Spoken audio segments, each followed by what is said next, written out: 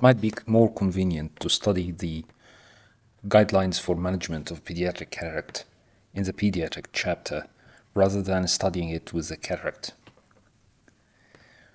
I will start by screening.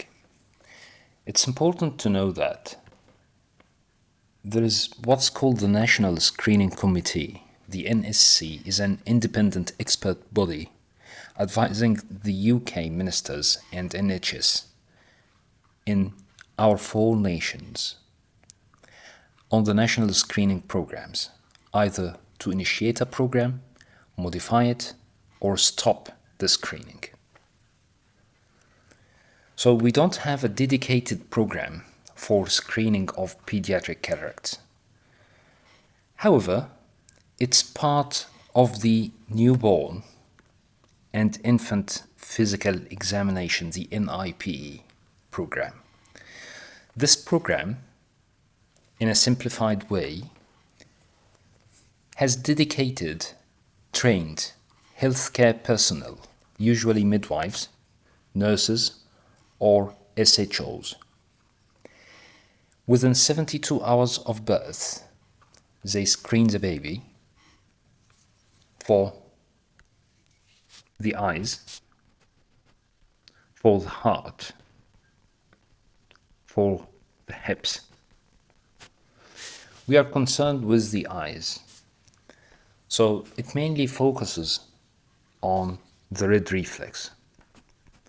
It has several components, like the eyelids, the position, the presence or absence of eyes, gross abnormality of eyes, similarity in size between both eyes, corneal opacities, and red reflex.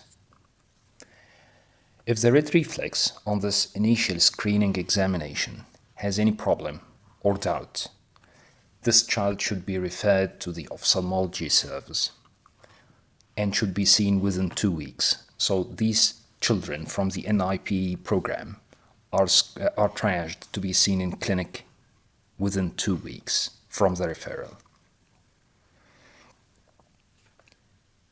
If they are proved to have cataract, cataract is not usually performed before 6 weeks of age. However, this program helps to reduce chances of declining vision and amblyopia formation in these patients. And in fact, for this amblyopia, we are studying the triage and screening for cataract, for pediatric cataract, in this part of our course. So there are no precise or no dedicated guidelines from the Royal College or NICE guidelines on screening for pediatric cataract or management of pediatric cataract. We have only reports from Focus, for example, from the Royal College on how to deal with pediatric cataract. But Focus is not a guideline. Focus represents only the views of the authors.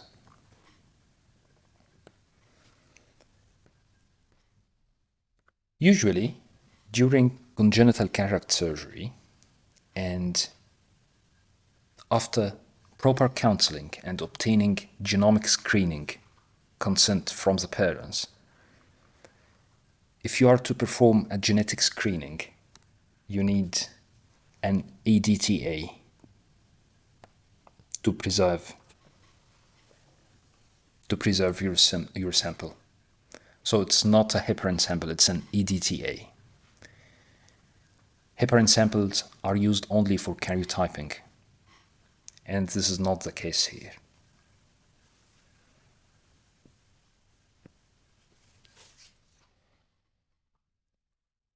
So NIPE has certain guidelines on asking about obstetric history from the mother and drug history the mother is taking. Specifically, the transmembrane conductance regulator modulator therapy. This is used in cystic fibrosis. Just to recap, cystic fibrosis is autosomal recessively inherited. This drug, the ivacaftor, causes cataract, but this is not genetic cataract. It causes oil droplet cataract, like that of galactosemia. And here we need to mention that oil droplet cataract can happen in galactosemia, can happen in eva caviter maternal consumption.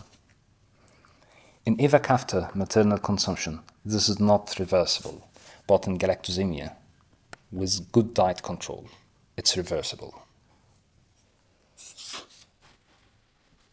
Cystic fibrosis in itself might cause genetic cataract. It would be genetic at this point of time. So if the baby has cystic fibrosis, inherited it through autosomal recessive route, he might have cataract. Genetic. This cataract doesn't have pathognomonic feature. It might be zonular, lamellar, it might be sutural, it might be total, we don't know, but it's genetic cataract. Other maternal drugs that can cause pediatric cataract, valproic acid, for example, maternal consumption of valproic acid. This can lead to total cataract or nuclear cataract. Maternal consumption of cortisone causes posterior subcapsular cataract. Maternal consumption of isoretinine. This causes total cataract associated with microphthalmos. So this is dangerous for the baby. Teenager mothers consuming isoretinine for their acne or their skin should stop before conceiving, as this might lead to even microphthalmos, not only cataract.